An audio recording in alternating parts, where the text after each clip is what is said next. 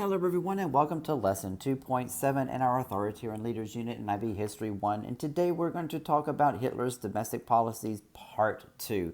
And this will be the last part of Hitler's domestic policies, so this will conclude that. So by the end of today's lesson, you should be able to explain the impact of Hitler's social policies on German workers. You should be able to describe the impact of Hitler's social policies on German youth. You should also be able to describe how Nazi policies impacted German women, and you should be able to illustrate how Hitler's social policies impacted marginalized groups such as Jews, the LGBTQ plus individuals, and the Roma Sinti people. Now, before we do continue, I do want to give you guys some trigger warnings here on slides 6 and 7. You may find those images slightly disturbing. On slide 6, there is 2 photographs of some special needs children that sadly were sent to concentration camps and were murdered there. And so, but there's just their pictures. So but sadly that's their story. So it's just their pictures. So nothing devastating happening to them in the pictures. And then slide 7 actually has the pictures of a burned up and burned out Jewish synagogue. So that may be a trigger for some individuals as well. So let's take a look at Hitler's policies, or his economic policies, and their impact on workers.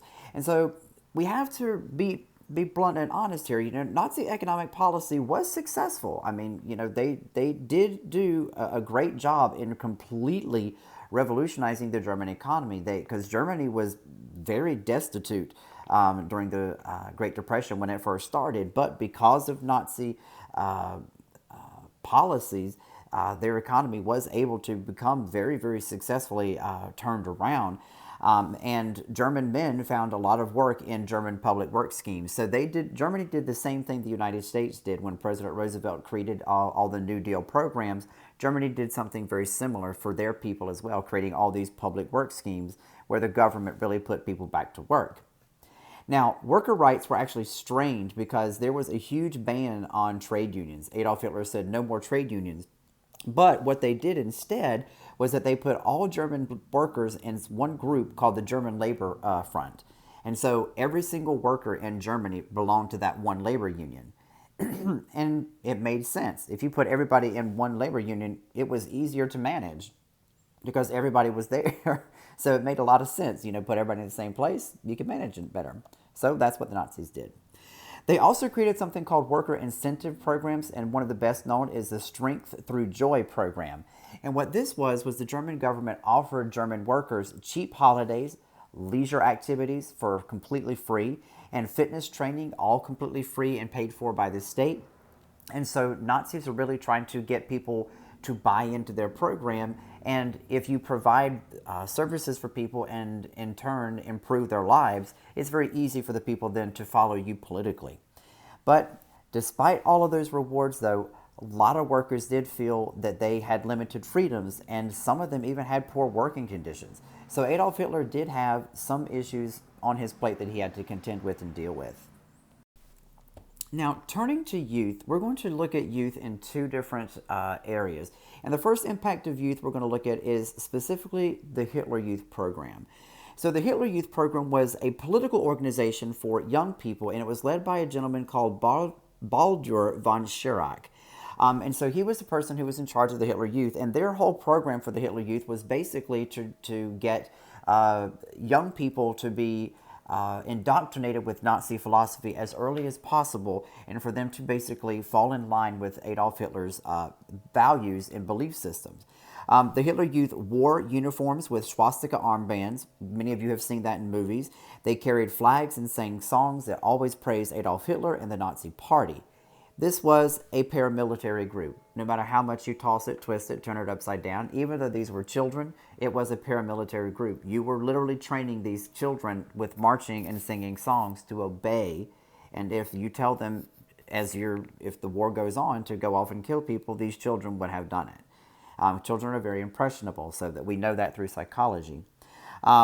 We know it's a paramilitary organization again because there was military training offered, there were survival skills offered for them. They trained these little children how to use weapons. This was a paramilitary group.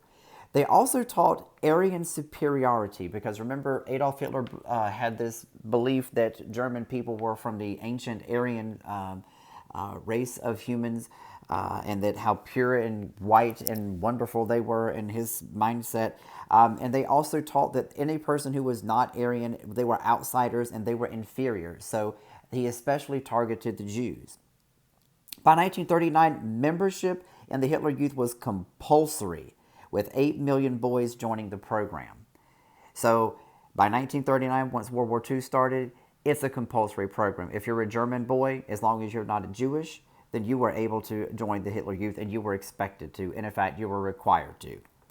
For young ladies, they created a group called the League of German Maidens. And here's a here's a poster that advertises that particular group. And they focused more on domestic skills like sewing and cooking and cleaning and how to take care of the house and basically how to be a good housewife. They taught very traditional gender roles for young women. They did not teach them anything about, mathematics, science, engineering, or anything like that because they were expected to be at home to be housewives and mothers. And continuing to look on impact on youth, let's take a look at the impact of the policies on schools.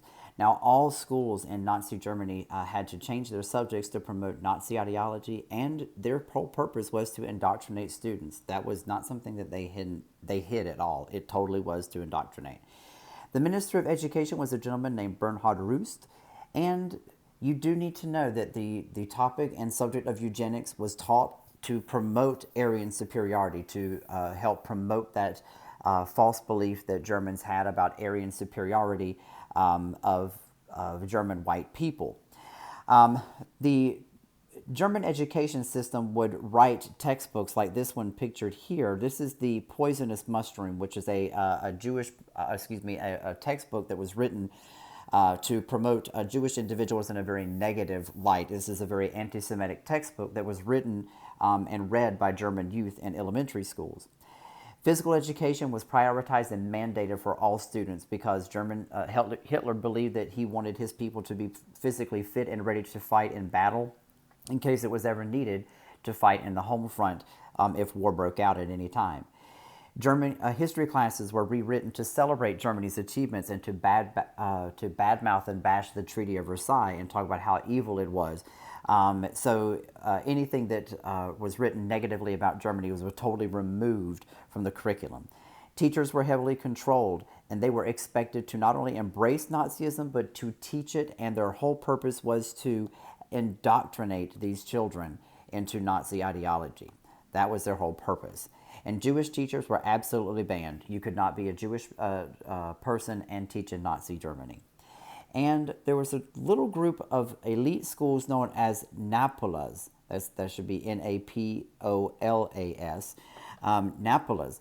And that is a special group that was specially designed for SS students, where the SS individuals would find people or young individuals who are exhibiting certain leadership skills, and those people would be sent to Napolas to be able to be trained by SS officers because they looked like they could be potential leaders.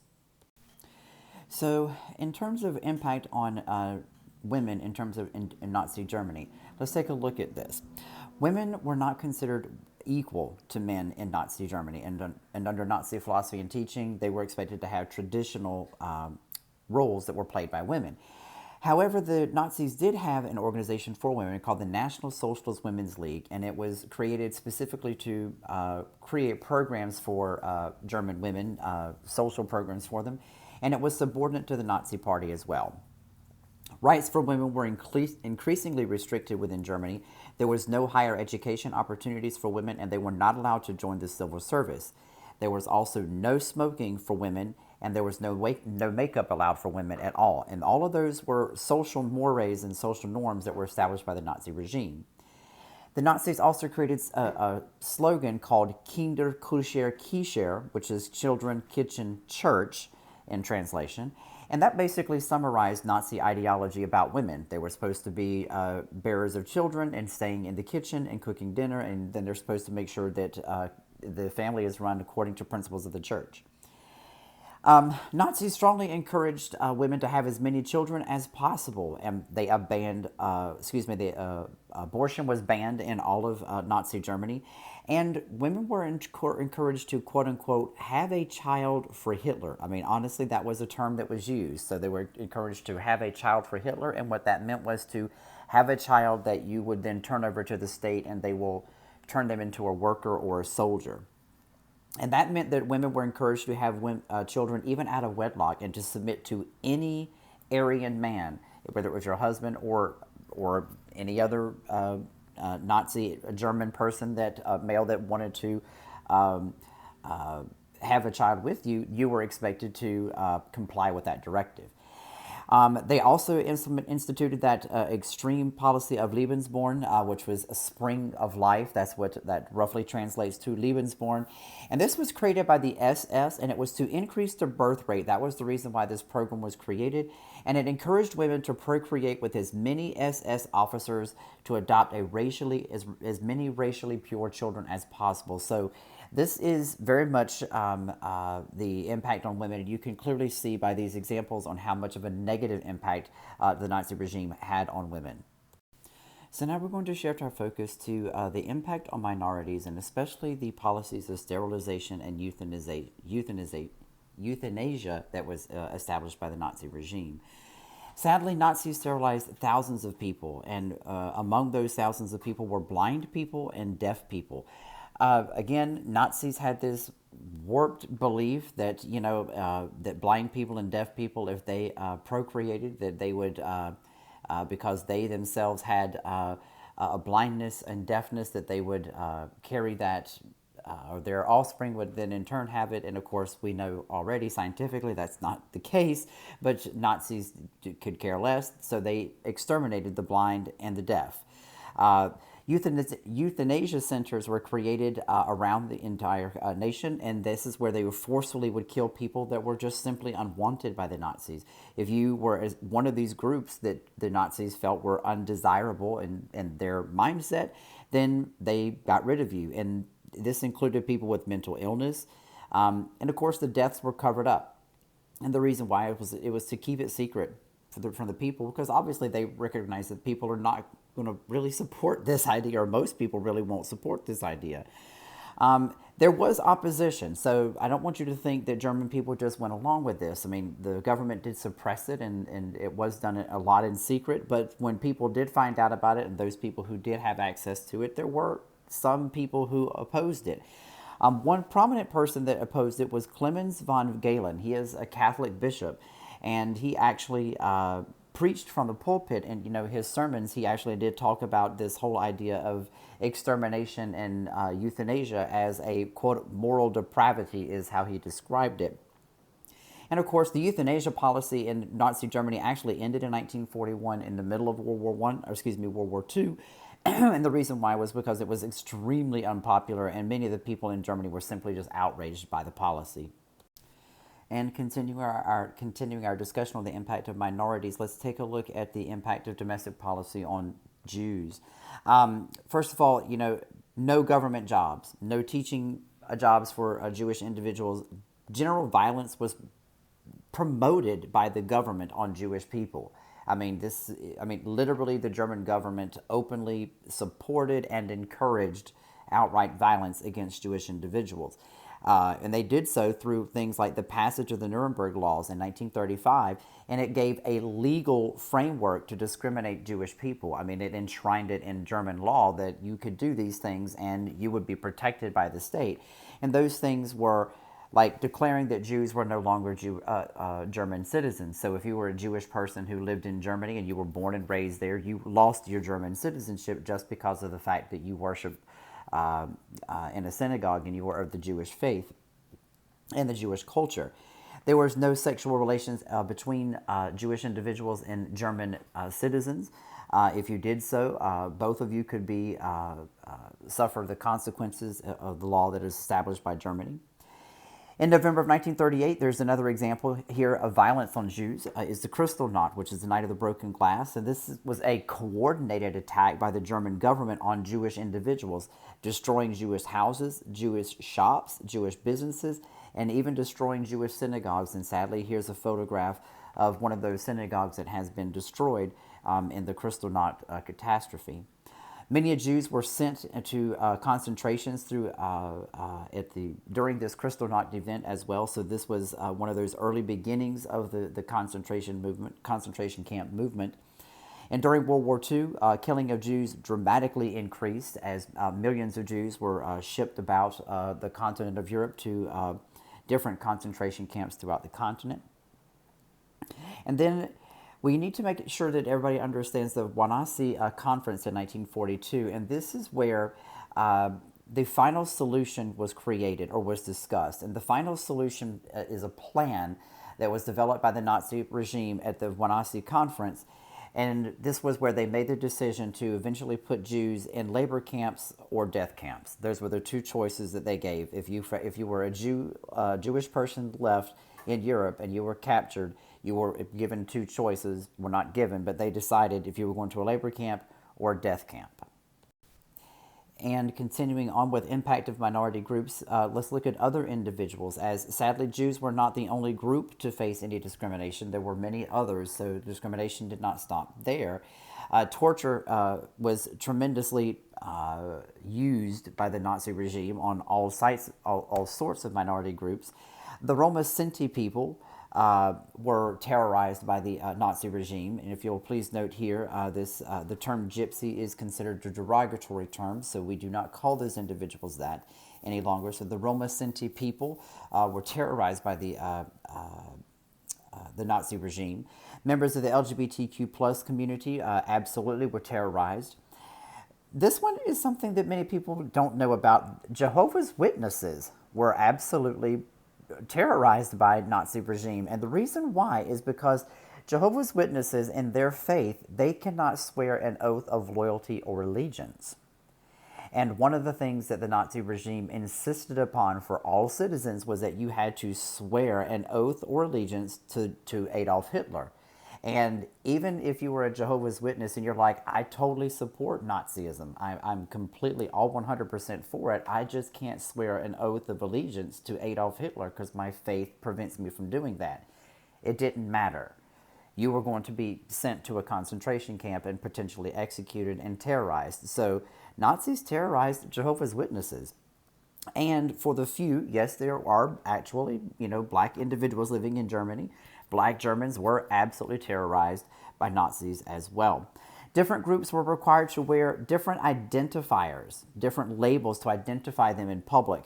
And so this is what this chart is actually trying to show you. So you can clearly see, the different color schemes where, red is a political prisoner, green is a criminal, black was asocial. The pink, this is where, a lot of you may see pink triangles in support of LGBTQ plus rights or gay rights. It kind of started here where this is a negative symbol under Nazism, and our gay friends are actually trying to turn it into a positive.